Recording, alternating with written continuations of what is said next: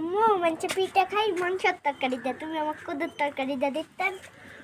এরা তুমি ইয়া করো, চোখ মুজা থাকা পিঠা ওই তরকারির টুকা দাও আর ভাবো যে আমি মাংসের তরকারি দেখাচ্ছি, বুঝতে পারছেন? দেখনি মনে মনে ভাববেন মাংসের তরকারি আর খাবেন তরকারি কদুর তরকারি দিয়ে পিঠে, সেই স্বাদ লাগবে নি।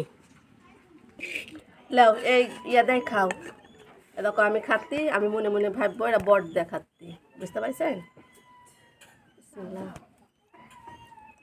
সেই ভালো লাগছে। আর তুমি মনে করো যে আমি গরুর কালা ভুনা দেখাচ্ছি, বুঝতে পারছেন? কপিলে ভাগে টুকা দাও খাও। মনে হচ্ছে বড়টা খাতেন আপনি। আমি বট দেখাচ্ছি, আমার বেটি কালো গরু মাংস কালা ভুনা দেখাচ্ছে। সেটাই লাও